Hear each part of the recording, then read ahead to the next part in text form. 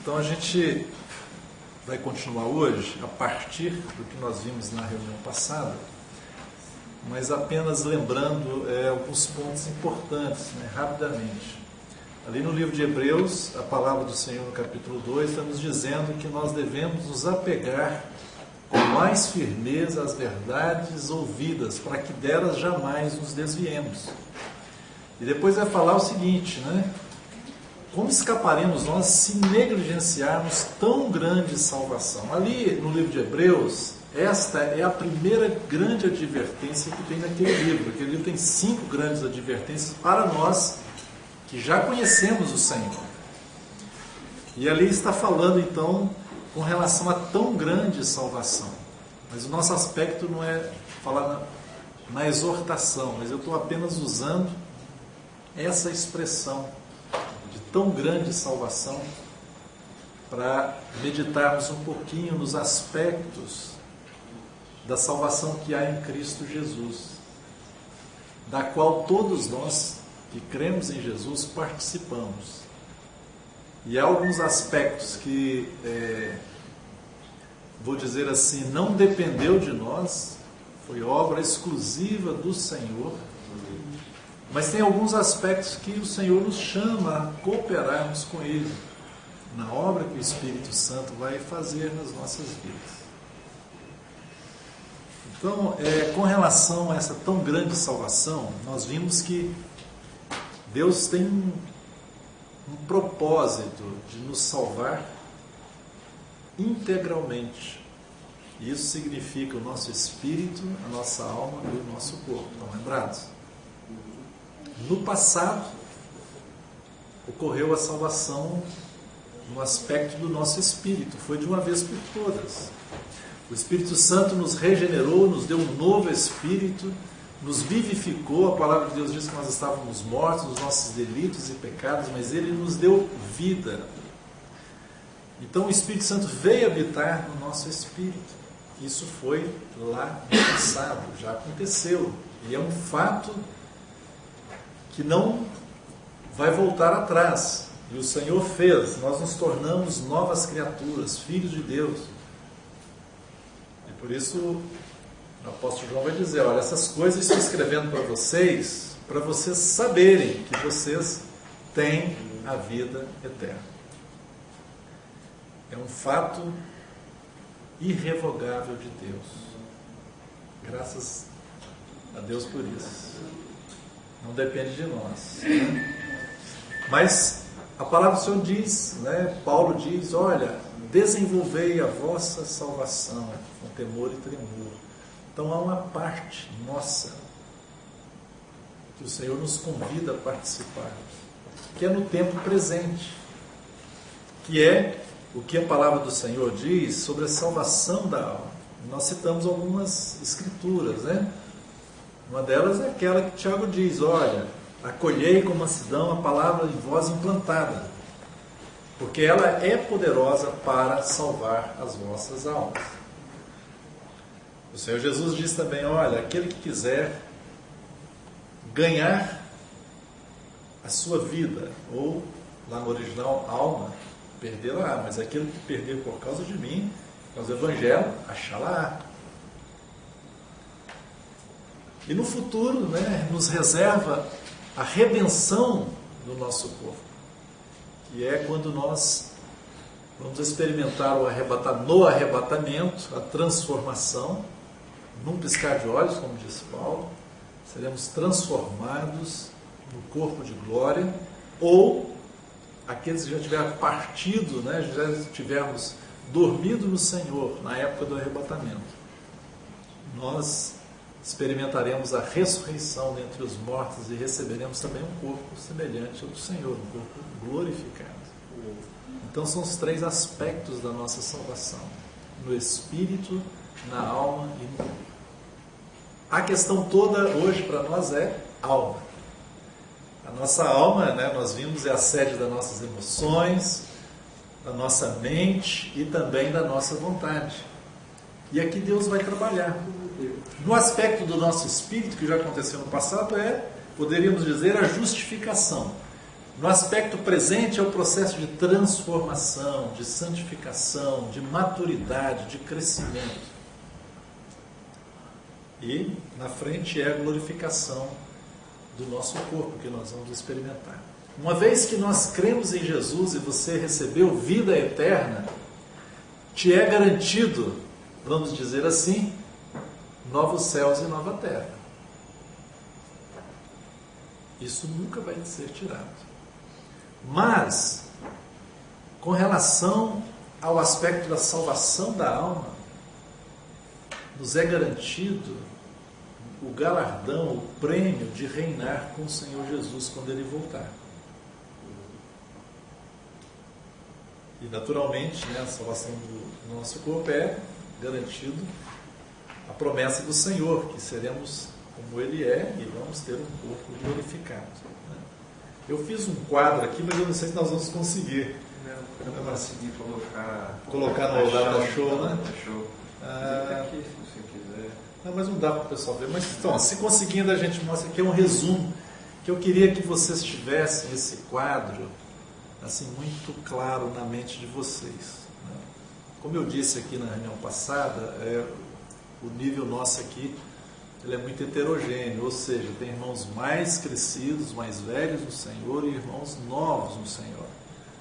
Então eu vou estar indo mais no passo das ovelhas menores, né?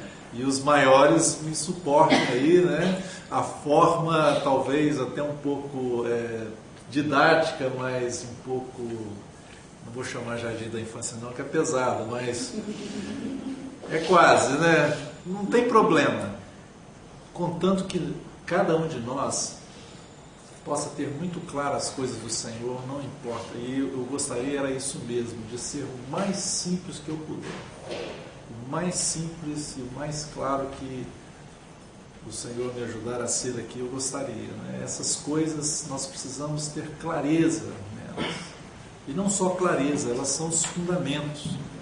E quando a gente tem esses pontos assim claros, a gente começa a ler o Novo Testamento, por exemplo, e ter muita tranquilidade, entender o propósito de Deus.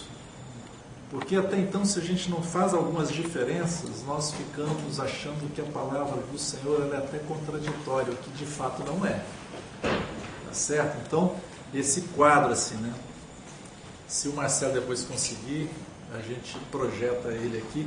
Eu queria que vocês ficassem com esse quadro. Hoje vamos avançar um pouquinho com relação aos aspectos do reino de Deus.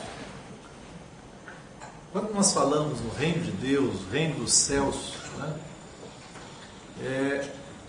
a gente precisa ter alguma clareza também a respeito, porque senão há algumas passagens das Escrituras que nós podemos confundir e jogar em uma situação ou em outra, e até mesmo há entre muitos irmãos, né, escolas de pensamentos, e porque não viram alguns aspectos, né? Olha, irmão vai até fazer ali, né? Olha só. Improvisar. Muito bondosa, mas é muito grande, talvez não caiba, né? Eu vou tentar. Bom, vai ficar uma letra enorme, mas acho que dá para. Eu posso, eu não sei, talvez vai ser muito trabalhoso, né? Dá para ver bem. Eu vou prestar atenção. Tá bom, eu estou com pena de você aí fazendo, mas vamos lá. Um outro ponto que eu gostaria de ver com vocês, então, é a questão dos aspectos do reino. Quando a gente fala em reino, por exemplo, falamos em milênio. Algumas pessoas entendem que milênio, por exemplo, é apenas figurado, é uma parábola, não é literal, como eu pessoalmente entendo. Então alguns dizem, não, a palavra de Deus diz, não, o reino está em você. De fato, o reino está em nós. O reino está em nós. Mas o primeiro aspecto do reino é aquilo que Jesus fala mesmo. Olha, o reino de Deus está em vós. Então, nesse primeiro aspecto, aquele que recebeu o Senhor, ele tem nele o reino de Deus. Ele está em nós. Mas tem um aspecto do reino, né, que não é esse aspecto do passado, né? Porque também no passado nós recebemos o Senhor, assim como nós vimos aquele aspecto da salvação no passado. Uma vez que nós recebemos o Senhor, então o reino de Deus já veio para nós. Ele já veio. O reino de Deus já veio. Esse é o primeiro ponto. Mas tem aquele aspecto presente do reino de Deus também, do reino dos céus, que é um aspecto que Jesus diz, né, que esse reino pode ser trazido, vamos dizer assim. Toda vez que a autoridade do Senhor é manifestada e Satanás e o reino das trevas é subjugado, significa que chegou o reino de Deus até nós. O reino de Deus é chegado. Quando o Senhor expulsou os demônios, né, ele disse que o reino de Deus é chegado, o reino dos céus é chegado. Então esse aspecto presente. Então o aspecto presente do reino é esse, que ele pode ser trazido por nós. Mas há um aspecto futuro, um futuro mais próximo, que é que o reino virá também, e vai ser o milênio, esse reino literal. O milênio virá a nós, e o Senhor Jesus reinará aqui na terra por 1000 anos, aquele reino onde os profetas do Antigo Testamento já falavam, e aí em Apocalipse nós temos essa expressão, que reinarão com o Senhor por 1000 anos, onde o Senhor Jesus voltará, o Senhor vai vir e vai pousar os seus pés, vai colocar os seus pés novamente no Monte das Oliveiras e vai implantar o reino dele sobre essa terra. A terra se encherá do conhecimento e da glória do Senhor. Então esse reino, ele virá, ele é futuro. Mas tem um aspecto ainda um pouco mais distante do milênio, que é o reino eterno de Deus, né? Quando o Senhor Jesus também vai entregar ao Pai todas as coisas, e Deus vai ser tudo em todos. Aí é algo muito distante, né? Depois do milênio, na eternidade. Então, irmãos, tem esses 3 aspectos básicos. Do passado, o reino já veio, ele está em nós, diz a palavra. Mas no presente, ele pode ser trazido por nós, sempre que nós manifestamos a autoridade do Senhor, e aí o reino das trevas é subjugado, o reino de Deus é chegado. E no futuro é esse reino milenar, né, que todos aqui já ouviram falar bastante, né, que por 1000 anos reinarão com o Senhor, diz lá o Apocalipse. E por 1000 anos Satanás vai estar preso, né, vai estar no abismo. E vai haver um reino de paz aqui. Isaías diz que ele faz a descrição desse tempo, né? Diz que aquele que morrer com 100 anos morrerá jovem. Ele diz que o leão vai passar junto com a ovelha, que uma criança de peito vai brincar com a serpente, com a cobra, e não vai ter problema nenhum. Vai ser um tempo de paz, total paz, onde o príncipe da paz, o Senhor Jesus, vai estar reinando aqui. E a igreja, né, parte da igreja, aqueles santos que vão receber como prêmio, vão estar reinando também com o Senhor. Vocês estão me acompanhando até aqui? Vamos devagar, né? E depois eu vou dar as passagens para vocês, né? A irmã, olha que letra bonita, hein? Jamais eu faria um negócio desse, né? Tá pequenininho, mas dá para enxergar? Tá. Depois a gente faz um resuminho, lê de novo, novamente, né? Pode falar. Pode falar. Não, Deus falou que o reino pode ser trazido. Então, eu queria perguntar por quê. Presente. Não, mas porque assim, para ficar mais claro a questão de o reino pode ser trazido e como é esse subjugar, né? Vamos ler 2 passagens então na palavra. Eu não li as escrituras, mas vamos ler aqui. Lucas 17, 20, 21. Lucas 17, 20 e 21.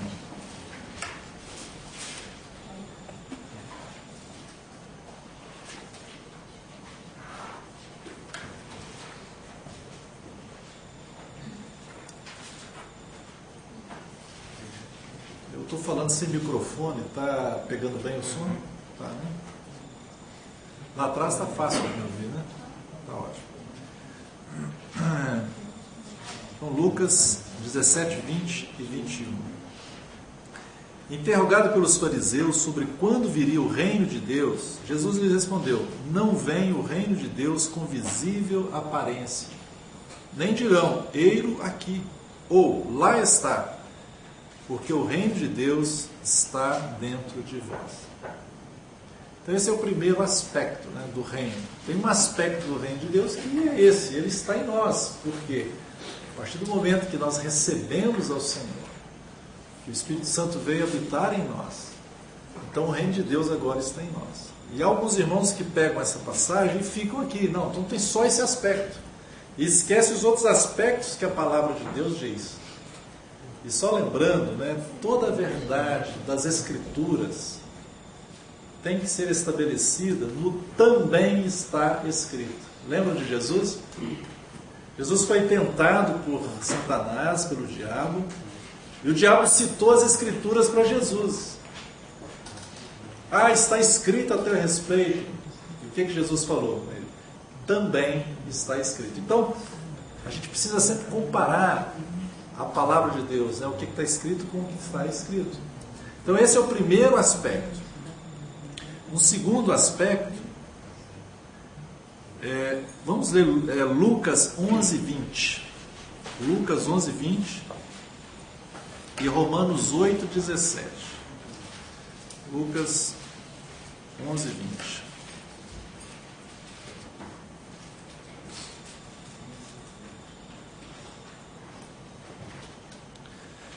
Que é aquele aspecto que o Silas está perguntando, né? Como é que isso acontece na prática? Está dizendo aqui, olha, Jesus está dizendo: se porém eu expulso os demônios pelo dedo de Deus, o que vai acontecer aí? Ó? Certamente é chegado o reino de Deus sobre vós.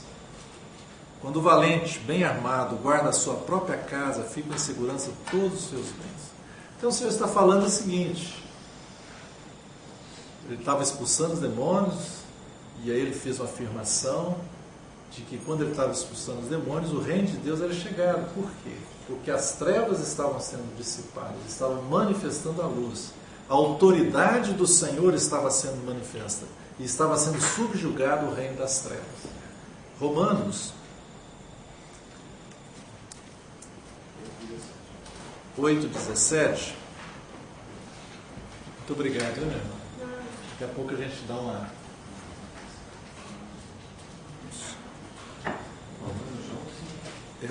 Romanos 8:17.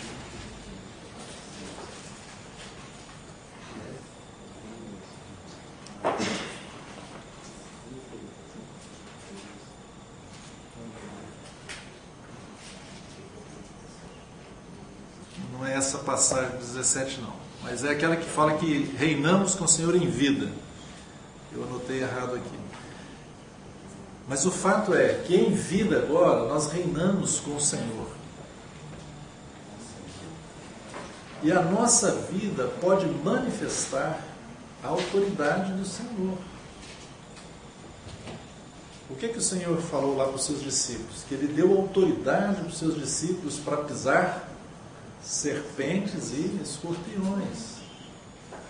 A autoridade que o Senhor deu aos seus discípulos, e pelo nome do Senhor, a nossa vida tem que ser uma manifestação da autoridade do Senhor, em que as trevas sejam subjugadas na nossa vida. E quando isso acontece, o reino de Deus é chegado ali. Então esse é um aspecto presente, né? Que o reino de Deus, ele pode, né, usando uma expressão aqui, pode ser trazido por nós. Na primeira, ele entrou em nós, está certo? Nós cremos em Jesus. O reino de Deus entrou em nós. No segundo aspecto, né, a gente poderia dizer, ele pode ser trazido por nós. E no terceiro aspecto, que é do milênio, nós poderemos entrar nele. Tá? Só que a entrada nesse reino, ela é um prêmio para os filhos de Deus. Não é uma dádiva de Deus, no sentido de que você não tenha que fazer nada por ela, mas ela é uma recompensa. A entrada no reino que vai vir ainda, na vinda de Jesus, é uma recompensa, é um prêmio. Ou seja, você precisa fazer algo que o Senhor determinar, conforme Ele já nos instrui nas Escrituras, para herdarmos, para entrarmos na realidade desse reino. Então, naquele aspecto mais distante futuro, quando nós vamos entrar em novos céus e nova terra e estar eternamente com o Senhor, nenhum de nós teve que fazer e vai ter que fazer absolutamente nada a não ser aquele passo inicial de receber o Senhor pela fé. É salvação, é um dom de Deus. Então você ser filho de Deus foi um dom. Então eu queria começar a estabelecer aqui um outro aspecto para depois nós chegarmos na questão que eu quero enfatizar bastante hoje, que é da recompensa, da entrada nesse reino que o Senhor propõe. A dádiva é aquilo que Deus nos deu e a recompensa é aquele galardão que o Senhor vai dar a cada um conforme as suas obras. Então, como nós temos alguns versos da palavra, eu vou citando, eu tomei nota aqui para a gente ganhar tempo. Parece que eu estava adivinhando que eu ia atrasar bastante, mas eu vou com calma, porém eu vou citando aqui, e vocês, alguns que forem mais rápidos, vão me acompanhando aí, né? Se quiser abrir as Bíblias, né? Mas está ficando gravado também, vocês podem tomar nota. Romanos 3:24 diz assim, olha, sendo justificados gratuitamente por sua graça, mediante a redenção que há em Cristo Jesus. Justificados gratuitamente. O que é isso? Claramente é um dom, é uma dádiva de Deus. Você não fez nada, não tinha o que fazer, é só o Senhor, graça de Deus. Olha, justificados gratuitamente. Fomos justificados, declarados justos diante de Deus por causa da obra de Jesus. Romanos 6:23 diz, porque o salário do pecado é a morte, mas o quê? O dom gratuito de Deus é a vida eterna em Cristo Jesus, nosso Senhor. Então a vida eterna em Cristo é o quê? Um dom de Deus. Foi uma dádiva. Você recebeu gratuitamente. Simplesmente porque cremos no Senhor. Efésios 2:8, tão conhecido aquele verso, que diz, porque pela graça sois salvos. E o que mais? Mediante a fé. Isto não vem de vós, é dom de Deus, é dádiva de Deus, é presente de Deus. E com relação aos dons, com relação ao dom de Deus, as dádivas de Deus, o que diz Romanos, capítulo 11, versículo 29? Olha que expressão maravilhosa, e precisamos guardar isso, né?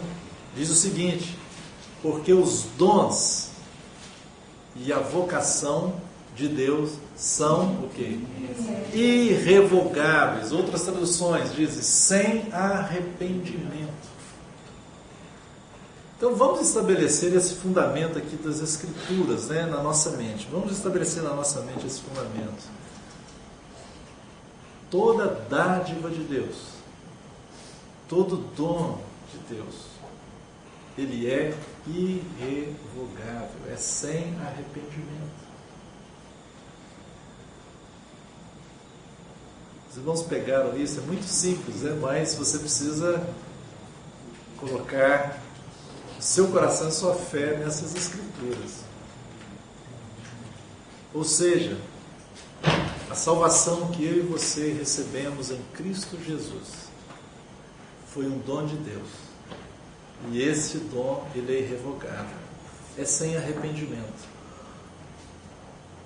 Nada, absolutamente nada, vai nos tirar esse dom.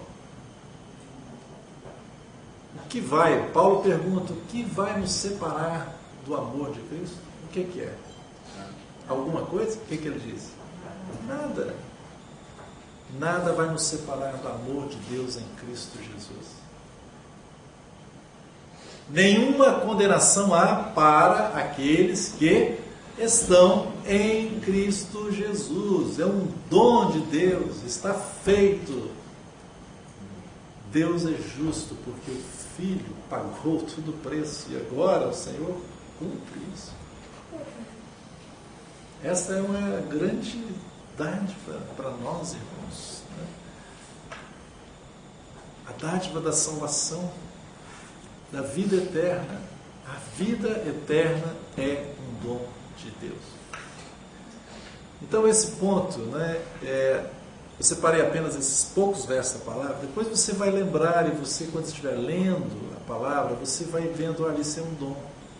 Um dom. Lembre isso. Então há um dom. Para esse dom, nós não fizemos nada. Deus fez todas as coisas. E está dizendo uma afirmação categórica, você não precisa interpretar, aqui é uma afirmação clara, que todos os dons de Deus são sem arrependimento, são irrevogáveis. Está certo? Uma vez que você recebeu, você recebeu. Para os que são novos na fé aqui, eu me lembro quando eu tive a compreensão da salvação e por muitas vezes lá no início vinham algumas dúvidas, será que, poxa, eu nunca vou perder essa salvação? E vinha como que um fuxico no meu ouvido, Não, você não está salvo ainda não. E eu ficava talvez ali querendo, batalhando e ao mesmo tempo me justificando, mas ao mesmo tempo, graças ao Senhor, eu lembrava de alguns versos da palavra e aquilo me dava paz, me dava segurança. Então, para você que é novo na fé, tenha isso como firmeza para a sua alma, para o seu coração. Que Deus te deu a salvação. Se você creu no Senhor, você é salvo, você é um filho de Deus. Talvez a sua vida possa estar torta ainda e precisa ser consertada. E pela graça de Deus será, se assim você já é um filho de Deus. Mas você é um filho. Resta saber se você vai ser um filho que obedecerá ao Senhor ou não. E aí é o filho que obedece que tem agora as recompensas. O Senhor, apesar de Ele ter nos comprado, sermos seus servos, a palavra diz que Ele nos comprou, Ele nos resgatou, somos propriedade dEle, ainda assim, tudo que fizermos em fidelidade ao Senhor, Ele vai nos recompensar. Então, Mateus 16, 27, por exemplo, vai dizer assim para nós, porque o Filho do Homem há de vir na glória de seu Pai, com os seus anjos, e então, olha só essa expressão aqui, retribuirá a cada um conforme as suas obras. O Senhor vai retribuir. O que é retribuição? Que na minha está recompensará. Recompensará, retribuir. É alguém que fez alguma coisa e ele está recebendo em volta, ele está sendo recompensado por algo que ele fez. E aqui diz, conforme as suas obras. Apocalipse 22, 12 está dizendo, o Senhor anunciando, eis que venho sem demora, e comigo está o galardão que tenho para retribuir a cada um segundo as suas obras. Então, quando nós falamos em galardão na palavra de Deus, galardão é uma retribuição por algo que alguém fez. E o Senhor agora está, então, fazendo isso, está recompensando. Alguém fez uma obra de acordo com a vontade de Deus. E o Senhor, então, vai recompensar isso aí.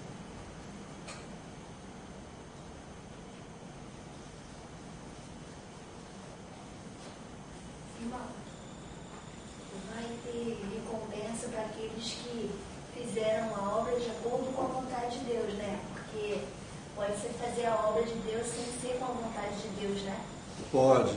Então, Pode. a recompensa para aqueles que vão fazer a obra segundo a vontade de Deus, né? Sim, é isso mesmo, né? A irmã está falando, olha, a recompensa é para aqueles que fizeram a obra de acordo com a vontade de Deus, certamente.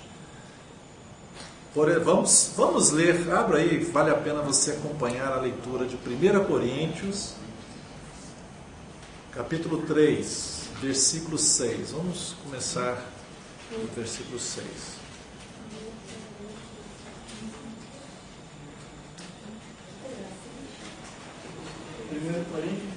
1 Coríntios, capítulo 3, versículo 6.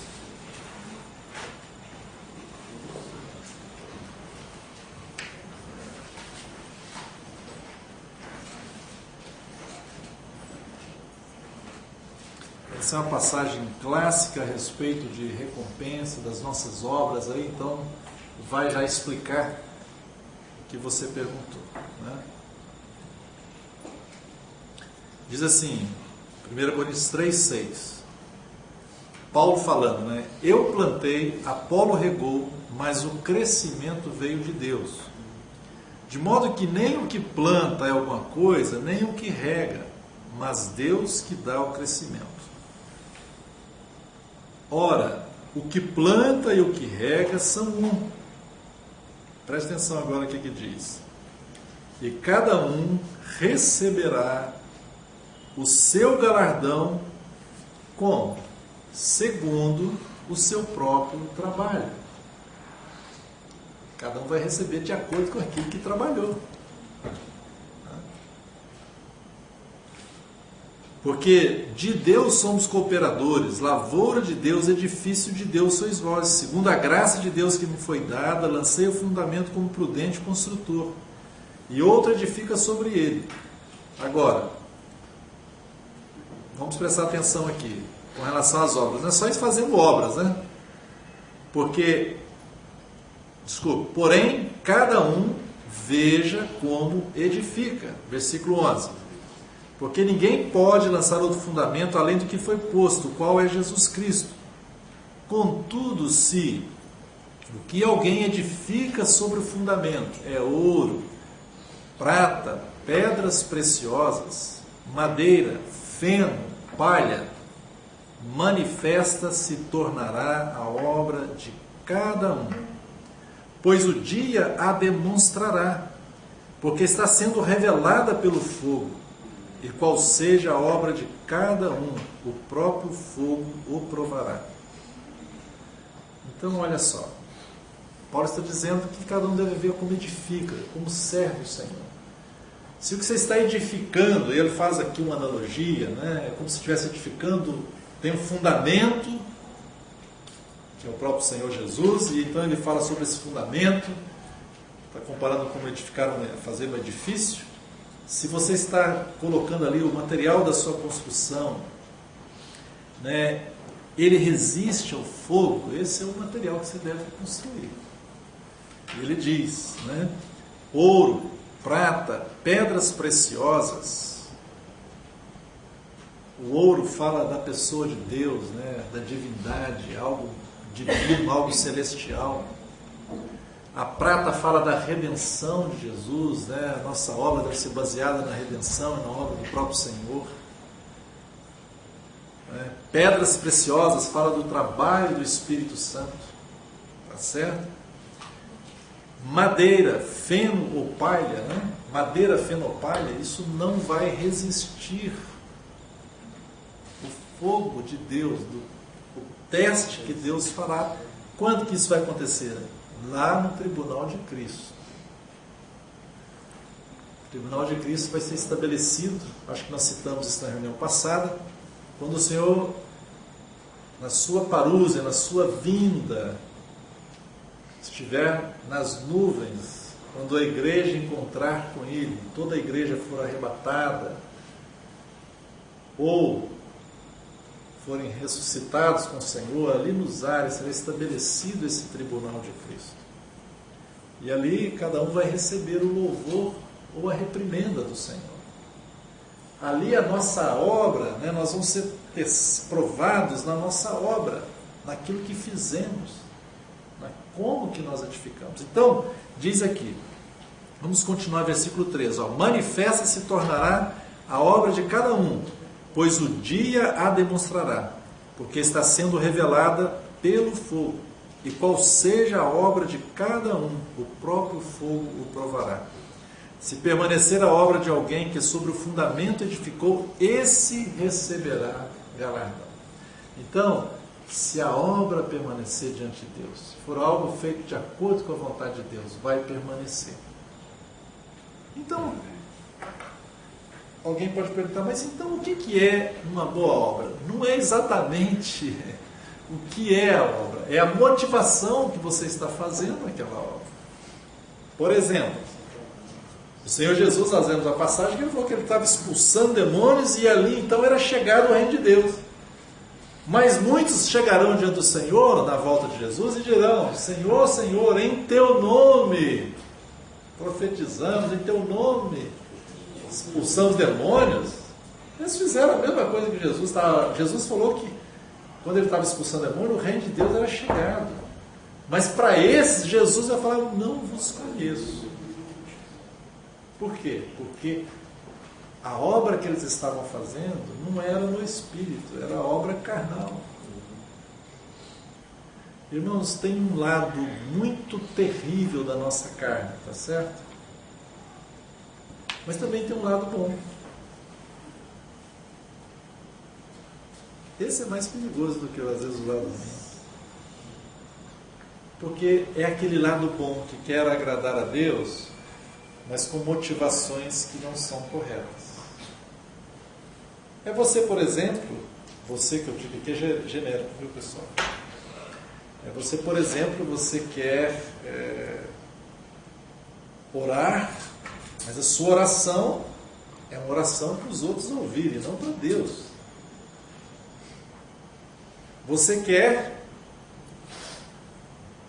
ofertar, mas a sua oferta é como aquela Jesus estava falando lá no Sermão do Monte, né? Que aquelas pessoas iam para as praças e como que tocavam trombetas quando iam dar uma esmola, né? Para que todos vissem. O que Jesus falou para ele com relação a essas pessoas?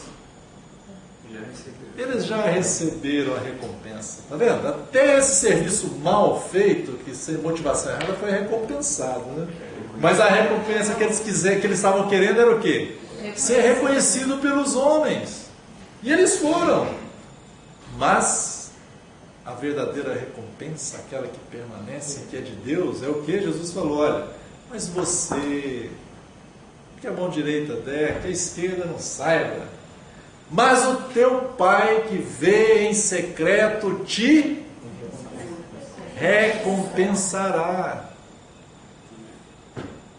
Você, quando orar, diz Jesus, o que você tem que fazer? Entre no teu quarto isolado lá e você no secreto, o teu Pai que vê em secreto te recompensará.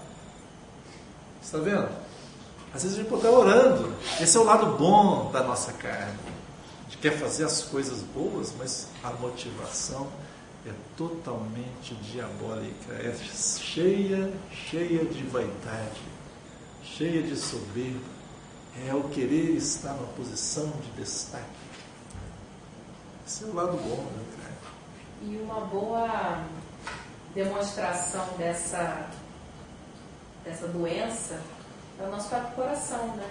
Ele nos entrega. Porque se a gente faz algo e a gente espera uma coisa, aquela coisa não acontece, a gente fica triste, frustrado, deprimido, é porque alguma coisa não está, né, não está certa. É isso mesmo. Assim, qual é o motivo do seu coração? Isso mesmo. Então a motivação é que determina. Olha, tudo que fizermos com a motivação correta será recompensado pelo Senhor. Jesus falou até mesmo, um copo de água que der, vai ser o quê? Recompensado, estão lembrados disso? Ou seja, também isso é maravilhoso, que o Senhor está nos mostrando que todos, sem exceção, no corpo de Cristo, podem e devem funcionar. Irmãos, aqui é uma grande, exortação para nós, no sentido de, de nos estimularmos a servirmos ao Senhor, porque o Senhor vai recompensar a cada um. A palavra de Deus diz, que o vosso trabalho no Senhor não é vão. Não é. O Senhor vai recompensar, Ele diz. Na sua volta Ele vai recompensar a cada um. Mas como é que nós estamos edificando? Se é com ouro, prata, pedras preciosas, o fogo vai passar, vai purificar tudo e aquilo vai permanecer. Então não terá o galardão. E se não for isso? Se for essas orações para todo mundo ver, as esmolas, tocando trombeta, aquelas espiritualidades estereotipadas, que a gente vê por aí no meio do povo do Senhor, o que vai acontecer? Eu estou falando isso, a gente não precisa ficar olhando para os outros, a gente pode olhar para a gente mesmo, eu estou falando, a gente às vezes está falando aí, é igualzinho fulano ou fulano, não, é igualzinho eu mesmo, puxa, eu tenho que me arrepender. Estava na reunião de oração com meus irmãos, simples ali, mas a motivação lá não estava muito adequada. Nós que somos irmãos, somos cheios de estereótipos, até para cumprimentar as pessoas. Temos uma humildade franciscana. Paz, Senhor, meu. Ô varão, como vai, varão de Deus? Você é cheio de linguagem. Amém? Amém. Mas esse estereótipo, a coisa mais terrível é que a gente vai sim se tornando quase que um robô. Como se fosse como é que eu diria? Um clone. Já tem um clone em série aqui, Todo mundo fala igual, do mesmo jeito, e acha que isso é espiritual. E a gente começa a falar a linguagem de todo mundo, assim, daquele meio que a gente convive entre os irmãos, mas sem realidade. Que valor tem isso? Que recompensa nós queremos ganhar com isso? Mas quando a motivação é correta, o coração correto, para o Senhor. Por exemplo, a palavra de Deus diz que aqueles que trabalham, diz lá em Efésios, que devem fazer o trabalho, lá usa até a expressão ainda de servos, os servos, vamos dizer na nossa linguagem mais moderna, os empregados, que ele deve servir o patrão ali, ele deve trabalhar para o patrão, não à vista dos homens, mas ele deve fazer para o Senhor. Aí você vai fazer um serviço mal e porcamente no seu trabalho? É isso? Não. Você tem que fazer para o Senhor. Só que quando você faz então para o Senhor, independente se o chefe está vendo ou não, o Senhor que vê em secreto, Ele vai te recompensar. Muitos irmãos às vezes reclamam, eu sou perseguido no trabalho. Poxa, olha, é porque eu sou cristão mesmo, mas promoveram fulano lá e me deixaram. Irmão, será que é mesmo? Será que você fez o seu melhor? Talvez você não seja o melhor de todos naquilo que você faz. Mas, independente de você ser o melhor, você fez o seu, aquilo que está dentro da sua capacidade de fazer, você fez o melhor e fez para o Senhor. Olha, eu vou te dizer uma coisa. As boas obras, diz a palavra, não podem se ocultar. Eles vão ver lá e você vai ser reconhecido, uma hora ou outra. Talvez possa ter sim perseguição, claro, isso tem, e às vezes é o tratamento de Deus para a gente, mas vai chegar a hora que o Senhor vai recompensar. Aqui agora, mas mais ainda, quando o Senhor voltar e vai estabelecer o tribunal de Cristo ali, vai ser recompensado, porque você está servindo o Senhor. Irmão, servir o Senhor, vamos acabar com aqueles conceitos assim, que para servir as obras que nós fazemos é somente nas reuniões. Reunião é o mínimo, reunião é o mínimo do mínimo do mínimo. Aqui é uma expressão, é só para estarmos juntos, para celebrarmos o Senhor, para estudarmos a palavra. Mas os dons que você recebeu de Deus é para você funcionar fora. Por exemplo, o dom da liberalidade. Se você for liberal, generoso, onde você vai exercer esse dom? Na reunião? Não, é fora, no dia a dia. Que você vai ver as necessidades que Deus vai te mostrar, quem está com carência, se você tem condição, então você é generoso, você ajuda, é fora. Onde você vai usar a sua misericórdia? É em reunião? É no seu dia a dia, no seu trabalho, em casa, no trânsito. É aí que você está servindo ao Senhor. Não esqueçamos, fazendo um parênteses aqui, somos sacerdotes de Deus, tá certo? Temos essa consciência? Temos que ter. E somos sacerdotes 24 horas por dia, não acaba, em qualquer lugar você é sacerdote. Nós ficamos assim com a nossa mente cristalizada com relação a reuniões.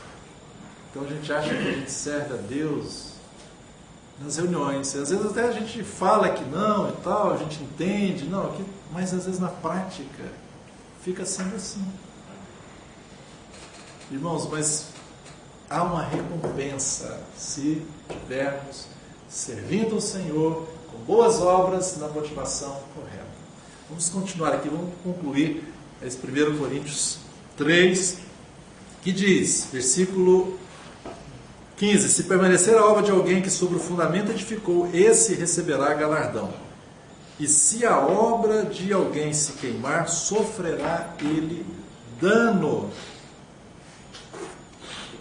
Está vendo aqui? Existe até um aspecto aqui de disciplina, Sofrerá ele dano, detrimento, prejuízo. Mas graças a Deus, olha o que vai vir agora escrito aqui. Mas esse mesmo perderá a salvação. É isso que está escrito? Não é, né? Na cabeça de alguns seria, né? Não. Mas esse mesmo será salvo. Como? Todavia, como que através do fogo. Irmãos, olha aqui aquele primeiro aspecto da salvação, recebeu o Senhor, recebeu o Espírito de Deus, se tornou filho de Deus, é um dom, o dom nós já vimos que é o quê? Irrevogável. Agora, o galardão não, o galardão você pode recebê-lo e pode até perdê-lo. Se você, dependendo da sua atitude, você pode perder. 2 João 1,8 diz o seguinte: acautelai-vos, para não perderdes aquilo que temos realizado com esforço, mas para receberdes completo galardão.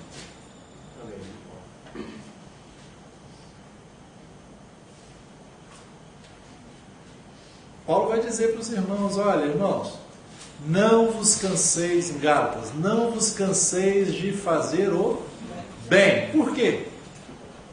Me ajudem os mais velhos. Por quê? Porque é seu tempo.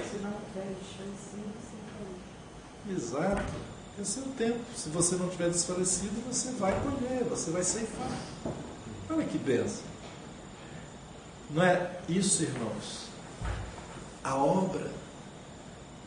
A A salvação no tempo presente é isso, desenvolver a nossa salvação. E à medida que nós estamos desenvolvendo a salvação, servindo ao Senhor, o Senhor vai nos recompensar. Mas requer às vezes esforço. O reino de Deus, desde o dia de João Batista, é o quê? Tomado por força. E os violentos é que apoderam dele. Os violentos. Então vamos sempre brigando aí no trânsito, né? 2h30 o Felipe hoje. Algumas fechadas e tal. Não. É violência a quem? Nós mesmos. Negue-se a si mesmo. É a você mesmo. Paulo fala, esmurro a mim mesmo, né? Para que uma vez sendo despregado não seja desqualificado. Tá Cada certo? dia tomar a cruz, né? Oi? A cada dia tomar sua cruz. Exato, a cada dia. A cada dia. A cada dia. Então, é isso. Paulo diz, olha, eu esqueço de tudo que para trás ficam, e o que ele faz? Oi? Esquecendo das coisas que para trás ficam, prossigo para o alvo da soberana vocação de Deus em Cristo Jesus. A tradução mais correta lá para o alvo, né? A tradução que eu uso já não fala alvo, né? Mas é para o prêmio. Para o prêmio. O prêmio, existe um prêmio. O Senhor vai dar um prêmio. Reinar com Ele é um prêmio. Receber os galardões é um prêmio do Senhor. Prêmio, e prêmio é o quê? O que é prêmio? Lembra, Paulo faz uma analogia também. Lembram lá em Coríntios, quando ele fala que o atleta, eles estão lá disputando, mas um leva o prêmio, e ele diz, então temos que correr da mesma forma para levar também o prêmio. E Paulo diz, ele fala que ele correu. E o que aconteceu com ele depois que ele correu? Me ajudem aí. Acho que eu desliguei, eu pisei aqui. Toma cuidado aí nisso. Obrigado. Fica mais contido aqui por baixo, tem um monte de fio aqui nos meus pés aqui. Combati o bom combate, completei, acabei a carreira, guardei a fé. Então ele tinha essa consciência. É uma carreira. Ele diz isso pra gente, né, em Coríntios, olha, vocês também devem assim também correr para alcançar o prêmio. É um prêmio, irmãos. Então, assim, a gente acha que tem algumas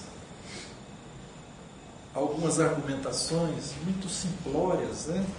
Por não compreender esses pontos da palavra do Senhor, que é mais ou menos o seguinte: não, então se você acha que a salvação ela é um dom de Deus e que nunca vai ser tirado de você, então você tem que viver a sua vida de qualquer jeito e tudo bem. Essa é a argumentação da teologia que perde a salvação, a vida eterna. O argumento é esse. E às vezes, né, chegam com esse argumento e algumas pessoas, puxa, realmente, né, então, vou viver de qualquer jeito, então é assim. Então esse é o maior argumento que as pessoas têm. Mas, irmãos, não é assim. A vida eterna está garantida, mas há uma responsabilidade agora. Junto com esse privilégio existe uma responsabilidade. Amém. E nós precisamos assumir essa responsabilidade. E ao assumir essa responsabilidade, o Senhor está nos garantindo, o Senhor está nos estimulando de que Ele vai ainda nos recompensar. A fidelidade será recompensada, é um prêmio. Lembram de Moisés, da história dele? O que ele fez? O livro de Hebreus vai nos lembrar isso. Em Hebreus capítulo 11, versículo 24, diz assim, olha, pela fé Moisés, quando já homem feito, recusou ser chamado filho da filha de Faraó, preferindo ser maltratado junto com o povo de Deus a usufruir os prazeres transitórios do pecado. Ele preferiu deixar tudo do que ficar lá usufruindo dos prazeres transitórios. Por que que ele fez isso? Por que que ele deixou toda aquela vida do Egito? E Egito, para nós, como nós estudamos assim, as figuras do Antigo Testamento, os tipos, o Egito representa para nós o mundo com todos os seus atrativos. Moisés, ele quis deixar tudo aquilo. E ele diz, né? Ele deixou aquilo para estar com o povo de Deus. Ele preferiu isso do que ficar lá usufruindo os prazeres transitórios do pecado. Olha, todos nós sabemos, eu tenho 50 anos, né? Já fui jovem. Mas ainda com 50 anos eu sei que tem muitos pecados. Vou fazer aqui um parênteses aqui, não se escandalize com a minha afirmação. Mas tem alguns pecados que são deliciosos. É verdade ou não?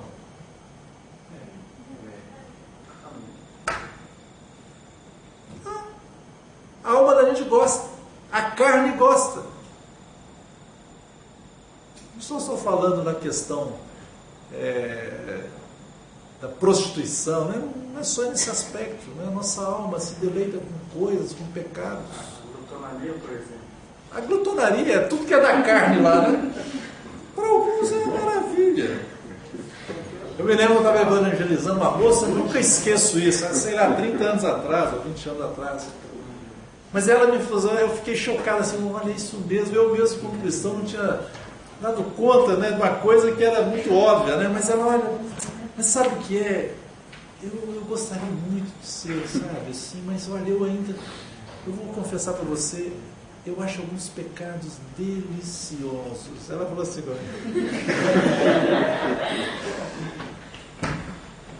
e é verdade, tem que haver arrependimento, mudança de mente.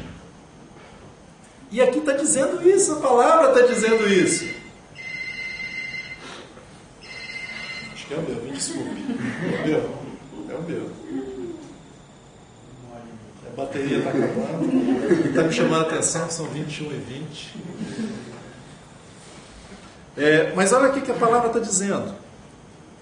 Preferindo ser maltratado junto com o povo de Deus, usufruir os prazeres. É prazer, mas é o quê? Transitório. O que foi que Esaú fez? O que foi que Esaú fez? Vocês lembram? Ele largou o direito de primogenitura. Isso para nós, primogenitura, quando nós formos olhar na Escritura, está falando, o primogênito ele tinha, né? Ele era o sacerdote, se fosse a casa de príncipe, ele seria o príncipe, né? Ele reinaria, né? As primícias eram dele, a porção dobrada ele recebia da herança, mas ele então diz lá em Hebreus que ele vendeu, ele desprezou aquele direito de primogenitura. Assim também nós hoje, que Deus tenha compaixão de nós, nós podemos estar desprezando o direito da nossa primogenitura, o direito de reinar com o Senhor, o direito da nossa porção dobrada. Primogenitura não está falando de vida eterna, mas está falando de reinar com o Senhor, de receber os galardões, de receber os prêmios. Então, é um prazer transitório. Ele estava querendo aquele prato de lentilha melhor, e por um momento pequeno ali, ele perdeu algo que seria eterno. Parece? Olha só. Por um momento. Aqui é um momento pequeno que nós vivemos, né? A vida, a palavra de Deus é como um orvalho, que passa rápido, né? Mas a eternidade, o milênio, né, irmãos, também. Então o Senhor nos chama a isso, né? Que Deus tenha compaixão de nós. Eu olho para a minha vida, quantas vezes estou como Esaú lá, eu estou preferindo os prazeres. Não que seja errado termos prazer nas coisas, mas não pode ser no pecado, né? Nas coisas sim, podemos. Mas Moisés, então, olha, considerou Ele deixou os pais eternos do pecado e diz aqui o porquê que ele fez isso, qual a motivação do seu coração. E assim nós também podemos fazer assim. Porquanto considerou o opróbrio de Cristo por maiores riquezas do que os tesouros do Egito. É considerar que Deus tem mais do que todas as coisas. E ainda diz, porque, olha, preste atenção nisso aqui que vai afirmar com relação ao assunto que nós estamos vendo aqui hoje. Porque contemplava o galardão, a recompensa. Então ele contemplava a recompensa. Então, é um exemplo para nós aqui hoje. No momento presente, nós deveríamos estar contemplando essa recompensa e irmos em frente. Olharmos para esta recompensa do Senhor e suportar certas coisas, né? Olhar para essa recompensa do Senhor que o Senhor está nos oferecendo, o prêmio, e avançar. Paulo, esquecido de tudo para trás, ficava, olhava para frente, prosseguia, ele diz, eu prossigo para o prêmio, a soberana vocação de Deus. Então, nós também devemos fazer assim, ter esse mesmo sentimento de fazermos assim.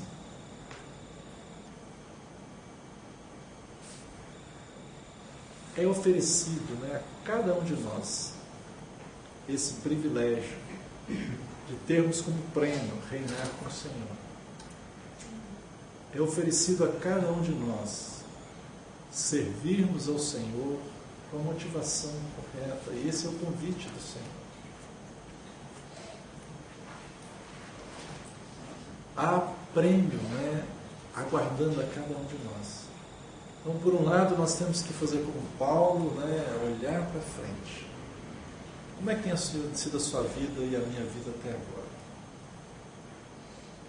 As coisas boas, as coisas ruins, esquecendo-me daquilo que fica para trás. Olha, tem uma caminhada. Porque sabe o que acontece? Até as coisas boas, é melhor não ficar vivendo delas não, sabe? Você só olha para o passado para aprender com ele, mas para prosseguir, não para ficar vivendo dele. Por exemplo, a gente ouve bastante, quando 10 anos atrás eu evangelizava muito, eu fazia isso, eu fazia aquilo, quando eu criei Jesus, então eu tive uma experiência assim. Ele só fica lá naquela experiência lá de 20 anos atrás, de, sei lá. Irmãos, é hoje, é agora. Qual é a experiência agora? O que eu estou conhecendo de Jesus hoje, o que eu vivo do Evangelho hoje, são coisas boas ou ruins. Então eu tropecei, levei tombo, né? Estou falando espiritualmente aqui. A gente tem a chance de recomeçar agora. Hoje, se ouvirdes a voz do Senhor, o que a gente deve fazer? Não endureçais o vosso coração. É hoje. Está certo? É hoje. Somos todos sacerdotes, somos membros do corpo de Cristo. Podemos prosseguir crendo que o Senhor está conosco e fazendo para o Senhor, que vai haver recompensa. Né? O trabalho é para o Senhor. Então, de um lado nós temos aquilo que é dom de Deus. E isso é irrevogável, é sem arrependimento. É a nossa vida eterna. É a vida que nós recebemos em Cristo. É a nossa filiação. É sermos sacerdotes de Deus. Nada vai mudar isso. É que nós somos colocados no corpo de Cristo. É que somos membros do corpo de Cristo. Nada vai nos tirar dessa posição. Agora, para o outro lado, existe uma recompensa, um prêmio. E isso é de acordo com as nossas obras. Então, aquela situação, né, que a gente acha que obra, né, eu, por exemplo, eu vim de um berço, né, evangélico, e imagine, né, eu já estou com 50 anos, mas eu cresci no evangélico e lá no início, né, era algo assim terrível o catolicismo romano. Então, a questão das obras, né, pavor, fala, não, obras não. Sim, obras não para a sua salvação. Porque pela graça sois salvos, mediante a fé, isso não vem de vós, é um dom de Deus, não de obras para que ninguém se glorie, não é obras mesmo. Mas significa que nunca vamos ter boas obras? Não. Deus nos preparou para essas boas obras. Nós temos que ter boas obras. É assim que a palavra do Senhor nos recomenda. Então, vamos mudar um pouquinho, se talvez a gente está naquele esquema que eu estou dando exemplo meu mesmo, né?